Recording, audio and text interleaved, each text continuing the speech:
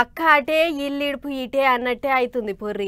కవితక్క ఎప్పుడు కోర్టు ముంగటికి పోయినా మళ్ళా రా పొర్రి అని అంటుర్రు గాని బయటికైతే ఈడుస్తలేరు కోర్టు సార్లు. అగ్గో ఇగో అనుకుంటా నెలల కామానం అవుతుంది.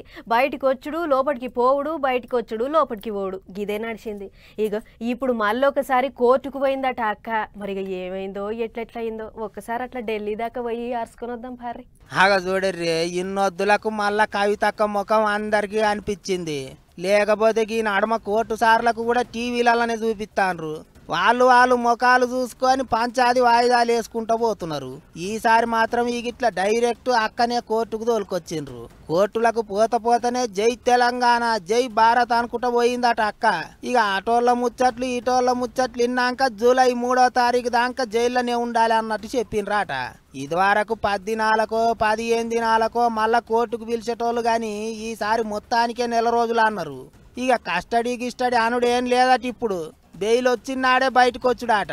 లేకపోతే ఎన్నొద్దులన్నా కానీ జైల్లోనే ఉండాలన్నట. మీదికెళ్ళి ఇప్పటికే ఈడీ ఆఫీసర్లు ఛార్జీ షీట్ వేసిండ్రు. సిబిఐ ఆఫీసర్లు కూడా 7వ తారీఖు నాడు ఛార్జీ షీట్ వేస్తారట.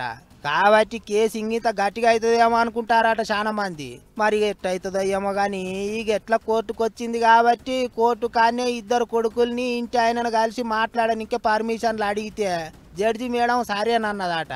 తల్లి పిల్లలు ఏం మాట్లాడుకున్నారో ఏమో మరి. గాని అడమ చిన్న కొడుకుకు పరీక్షలు ఉన్నాయి బెయిల్ ఇయ్యండ్రని అడిగినా ఇయ్యలేదు.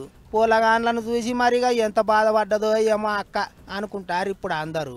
ఎసొంటి ఆళ్ళ మెడకు చుట్టుకున్నదో గాని మందు సీసాల కేసు చేయంగా అటు ఢిల్లీ ముఖ్యమంత్రి ఆగమయ్యిండు, ఇటు కవితక్క పర్సాన్ అయింది.